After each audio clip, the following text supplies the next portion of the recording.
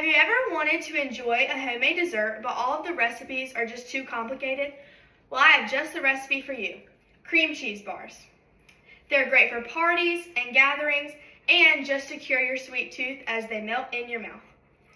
I've been making cream cheese bars for a very long time now, and everybody that I give them to seems to really enjoy them. There are 3 simple steps to making cream cheese bars.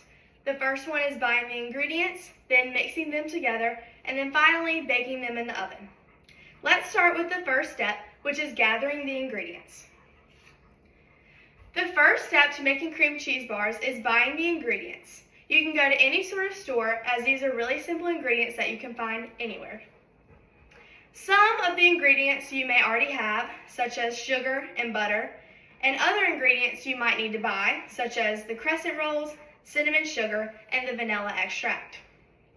For baking, you will also need a pan. Most people already have these, but if not, you can go to a store and buy them there. Here are all of the ingredients you will be using to make the cream cheese bars. This recipe can cost anywhere from $5 to $25, depending on what you already have at home. Some substitutions you could make are, instead of using regular cream cheese, you could use low-fat cream cheese, or instead of regular crescent rolls, you could do low-carb crescent rolls. Andrew Riller writes in his article that nearly 9 in 10 Americans consider being lazy a form of self-care. So this is a lazy recipe that you can use to cure your sweet tooth. Next, I will discuss how you should assemble all of these ingredients together. The second step is mixing the ingredients together. Mixing the ingredients together is very easy. First, you measure out the ingredients, which I have already done other than the vanilla extract. You will get together your measuring tools and your cream cheese. You may want to microwave your cream cheese, because if not, you'll get chunks in there, and you want to mix until no chunks, so microwaving is recommended. Now, you're going to add to the bowl your cream cheese, which I already have in there, your sugar, and vanilla extract.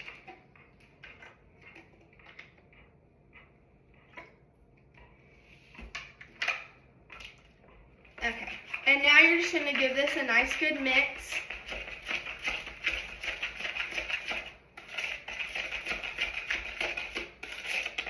Once you're done mixing, you're going to want to open up your can of crescent rolls, as I have already done, to save some time. You may use a spoon or a mixer to mix this together, but you just want to do this until there's absolutely no chunks. Here's what a mixture with chunks looks like compared to what it should look like without chunks. After mixing this together, the one thing you're going to want to do is massage out the crescent roll. According to an article written by Masterclass, kneading the massaging of bread dough before baking. Kneading stretches the strands of gluten in the dough, allowing for more expansion during fermentation. Now it's time to assemble it all together in the pan and bake. To get the pan ready, you're going to want to use Pam, which is a non-stick spray, or you can lather it with some butter. But I'm just going to use Pam.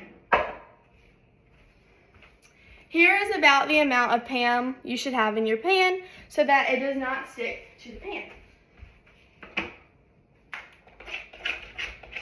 Now to prepare your oven, you're going to want to preheat the oven to 375 degrees. You can do this while you're preparing this together so that it saves some more time.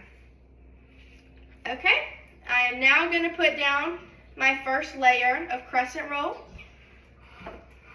So you're just going to use about half of the can of crescent rolls until it covers up the bottom of the pan.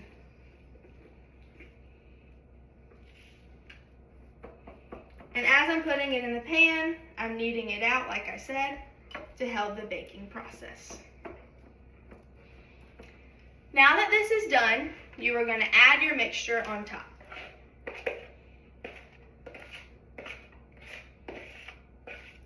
My mixture is not chunky.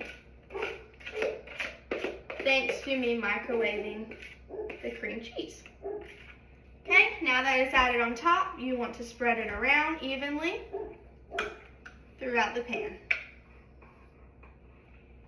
And now that I have it spreaded evenly, I'm going to take the last bit of crescent roll and put this on the top. Again, patting it out and making sure I fill up the whole pan. Alrighty, and now that this is done, you're going to melt some butter. Any sort of butter is okay, and any amount is okay. You can use a little brush to brush it on, but I just pour it. And now that that is done, you're going to take your cinnamon sugar, and you're going to pour on however much you want. Now that this is done, you're going to stick it in the oven for about 30 minutes. Then you would take it out of the oven and enjoy. To summarize this all up, the 3 steps to making cream cheese bars are buying the ingredients, mixing them together, and baking them. This is a simple recipe for a delicious treat, and it's cheap. Next time you want a quick, delicious treat, you'll know just what to make. I wonder what recipes are as easy and as simple as my family's.